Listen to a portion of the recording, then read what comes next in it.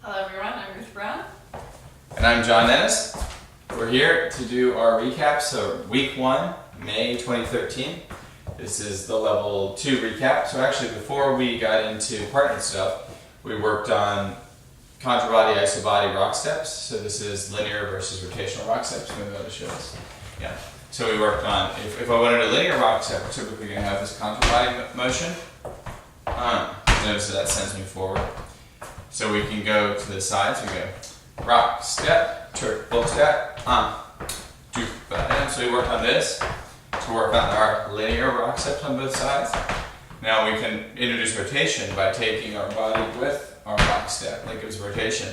So if I do it without turning, it looks like this. Rock, step, triple step, rock, step, triple step, do that. And see how this wants to turn. We can add a turn if we want. Rock, step, triple step, step, triple step, step. So we worked on trying to keep our pulse with those turns. And in general, this is really important, especially for followers, but also leaders, to triple step, to travel the triple step instead of it just being like hitting a wall. You want to travel through it. Rock, step, triple step. So all 3 steps are traveling. Okay, that was good. Yeah, so follows can do the same things. Actually, a very good drill to do to practice your spinning and your turning. We're doing these little drills to kind of warm up. Definitely. Cool. And then we worked in our partner connection, we worked on linear rock steps. So here we just have linear rock steps, but then I made a rotational rock step.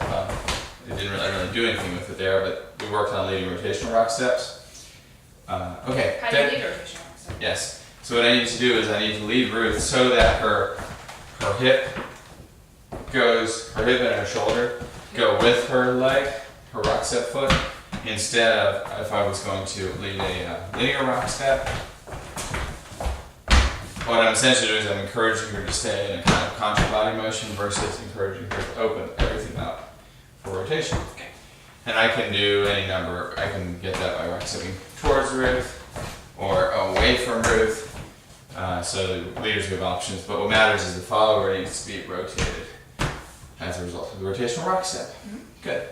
Then we worked on pop turns. Now, pop turns are tricky, and I think they're going to be, it's going to be a long time before we all have mastered them, but we need to practice them.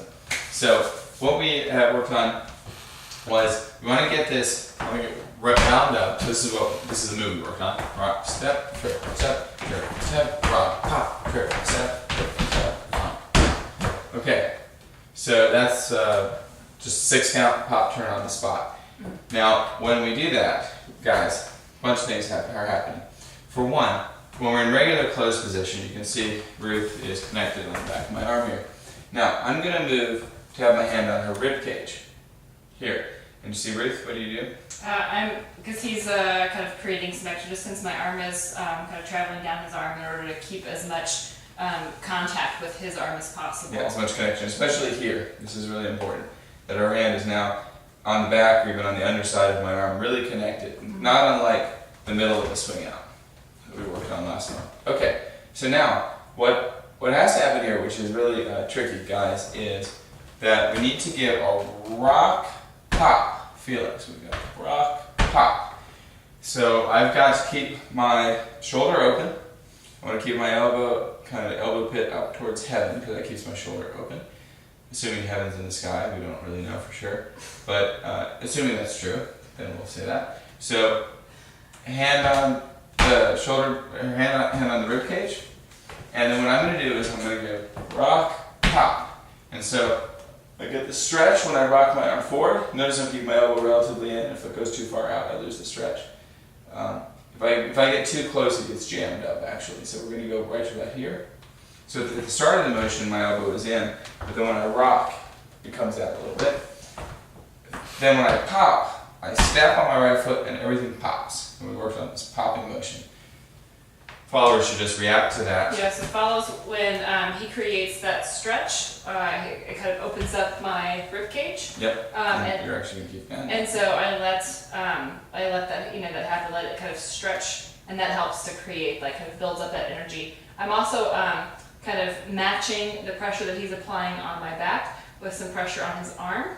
I do that because it helps to charge up the top turn. It also helps to protect my shoulder. If you're doing this and you're noticing that your shoulder is hurting, you probably are not giving enough pressure on the back of your leader's arm.